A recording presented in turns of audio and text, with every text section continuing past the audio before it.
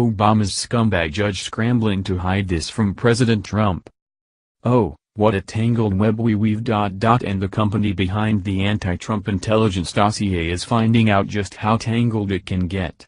A federal judge appointed by none other than the Prince of Darkness himself, Barack Obama, will now decide whether it will force Fusion GPS under court order to reveal its bank records to a congressional committee.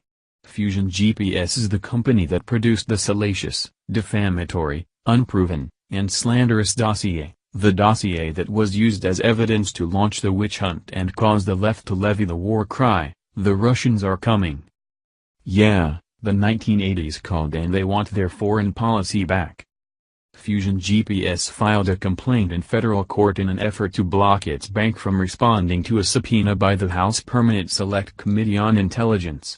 The subpoena was issued on October 4 in hopes that the financial records will give a paper trail shedding light on who exactly was the money man paying Christopher Steele.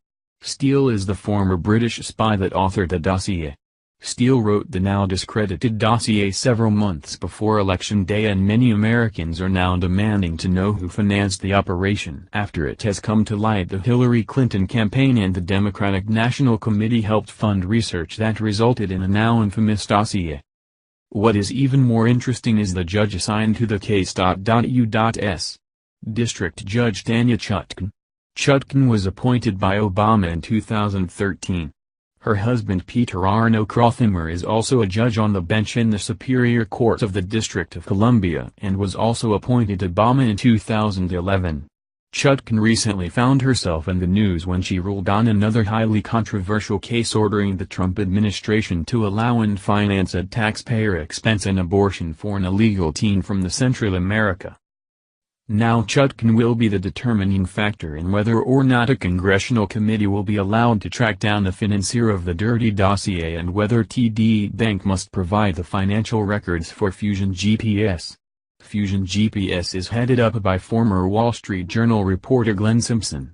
Simpson has thus far resisted numerous efforts by congressional investigators to obtain more information about the dossier as they continue to investigate Russian interference into the 2016 presidential election. Interestingly enough, it seems projection is definitely a thing and that Hillary has a case of the lady doth protest too much. Malfeasance is afoot. And it seems those in power are running amok, covering tracks in an effort to avoid exposing the proof of their chicanery. Senator Tom Cotton, RTN, knows it and noted the lengths to which Fusion GPS has gone to conceal who paid them for the dossier. Cotton notes Fusion GPS has gone to the greatest lengths possible to try to conceal who paid them, which makes me think it was probably a Democratic political operative or a Russian intelligence service. Fusion GPS is using the involvement of Representative Devin Nunes, RCA, as a means to avoid the subpoena.